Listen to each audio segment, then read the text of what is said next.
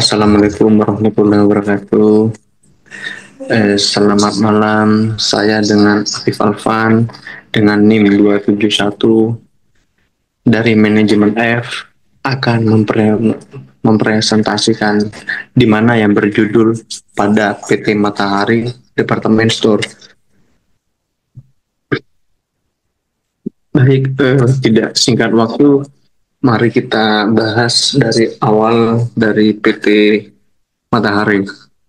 Untuk pengertian di Matahari, Matahari Department Store adalah perusahaan retail termuka di Indonesia yang menyediakan berbagai produk seperti pakaian, aksesoris, kecantikan, dan perlengkapan rumah tangga. Di sini bisa disimpulkan ada beberapa ciri, yaitu ada didirikan pada 24 Oktober 1958 oleh Darmawan dengan membuka toko busana anak-anak di Pasar Baru, Jakarta. Dan yang kedua, pada tahun 1972, Matahari membuka departemen store modern pertama di Indonesia. Dan yang ketiga, pada tahun 1980, Matahari membuka gerai pertama di luar Jakarta di Bogor. Dan yang terakhir, memiliki 147 gerai di 81 kota di seluruh Indonesia.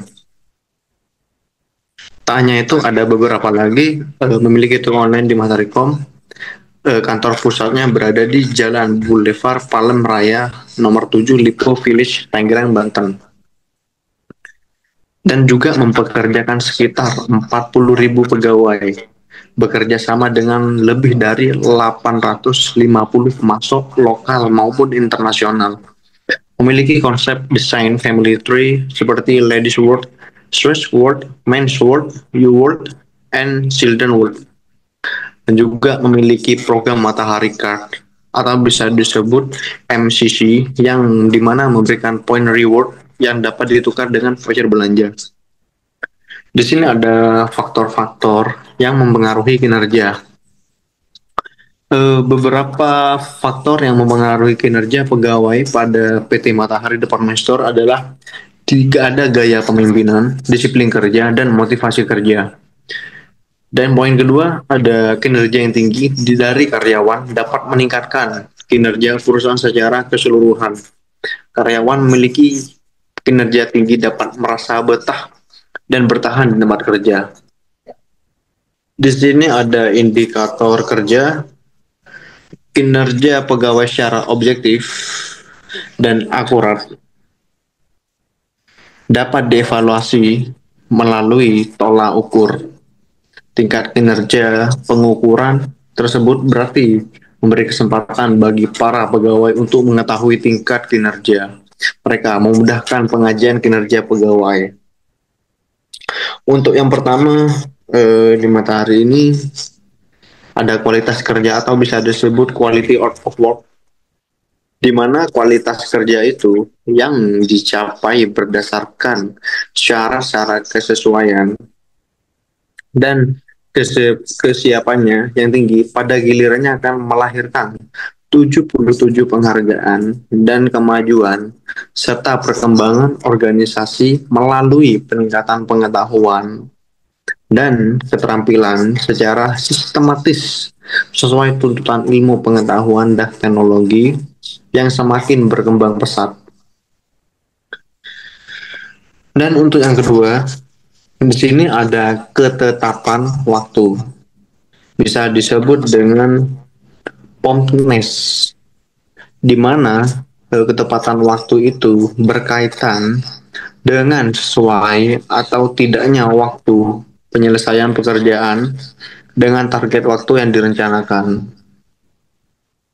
Dan di sini ada yang ketiga, ada inisiatif atau bisa disebut inisiatif, mempunyai kesadaran diri untuk melakukan sesuatu dalam melaksanakan tugas-tugas dan tanggung jawab. Indikator kinerja itu yang saya bisa cari, yang saya ketahui. Mungkin ada beberapa lagi hal yang banyak diketahui dari PT Matahari Store ini. Untuk indikator kerja mungkin yang saya dapat hanya 3 poin saja, ada kualitas kerja, ketetapan waktu, dan inisiatif. Baik, selanjutnya di sini ada kinerja karyawan. Untuk kinerja karyawan, pasti nama karyawannya itu perempuan semua. Untuk jabatan kasir, periode penilaian 1 jam. Kehadiran dan tepat waktu di sini kehadirannya 9, keterlambatan tuh 2 kali. Terus yang kedua ada produktivitas, rata-rata waktu per transaksi ada 2, dan pencapaian target penjualan tambahan atau upselling 1. Di sini ada yang ketiga, pelayanan pelanggan. Pelayanan pelanggan sangat puas, ada juga tidak puas. Untuk keluhan ditangani bisa dengan dilanjutkan nomor 4. Nah, untuk kerja sama tim selalu menjadi yang terbaik dan selalu bekerja sama. Dan yang kelima ada inisiatif dan inovasi. Eh, ini mengusulkan di mana sistem pengaturan antrian itu yang lebih baik telah meningkatkan efisiennya layanan di kasir. Eh, ada beberapa partisipasi dalam pelatihan internal dan berbagai pengetahuan dengan tim. Mungkin di sini kinerja karyawan ada 6 yang saya ketahui. Selanjutnya bisa dilanjutkan dengan faktor-faktor yang mempengaruhi kinerja. Faktor-faktor sumber daya manusia menjadi peranan yang sangat penting dalam suatu kegiatan.